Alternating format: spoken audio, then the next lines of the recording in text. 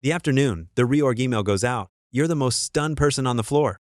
Projects merged, reporting lines redrawn. The direction you spent a year on turned its page in one email. The colleague next door isn't surprised at all. He started steering his work toward the new direction 3 weeks ago. He's nobody's insider. He just has coffee with another department once a month, without fail. Here's the truth that hurts. You're not short on effort, you're short on coordinates.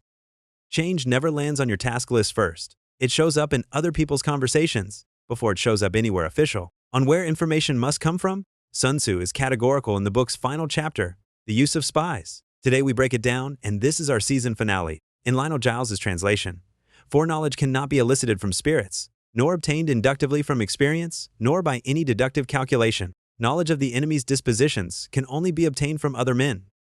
No divination, no analogy, no armchair math, only people who actually know. Sun Tzu placed the use of spies last among the 13 chapters, and the placement is the point. 12 chapters of fighting close on a chapter about intelligence, because foreknowledge decides everything else. He adds a harsh verdict. Begrudging small money on intelligence, while an army bleeds in the wrong direction, is the height of inhumanity. Boundary first. The workplace version of spycraft is not clicks or snooping. Everything you'll build here comes from legitimate conversation and public signals. We're solving exactly one problem. Why change always reaches you last. Translate obtained from other men into workplace terms. A 3-source intel network. Each source covers one blind spot. Miss one, and you carry an invisible wall. Source 1. Peers across departments.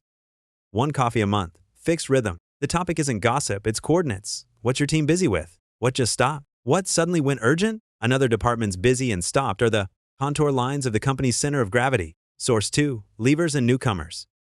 Both carry an outside coordinate system. The lever has no stake left and can afford the truth. The newcomer hasn't been dyed yet and still sees the strangeness you've normalized. At the farewell dinner and the welcome tea, ask each one question.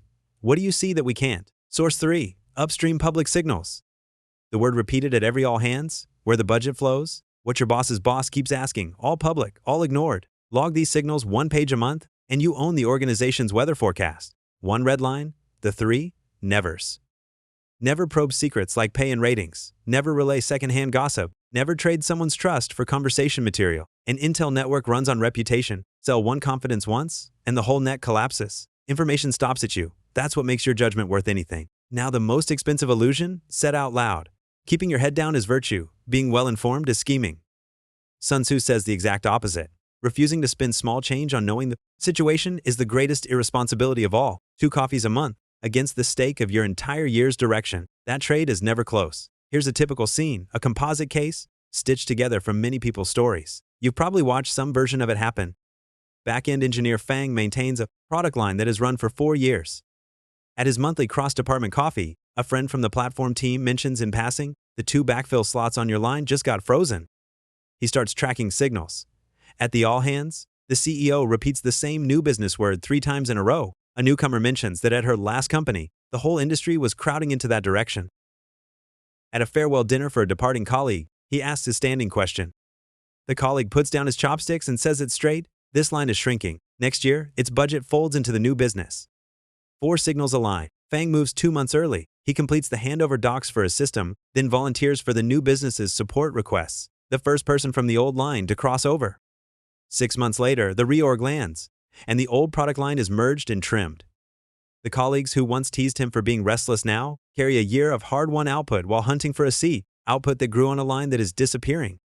Fang had no inside information. All 4 signals came from legitimate conversation in public settings. The only difference is that he recorded them as intelligence, while most people filed them as small talk. 3 moves you can use tomorrow. 1. Book 1 cross-department coffee. Book it this week, then repeat monthly. Ask only 3 things.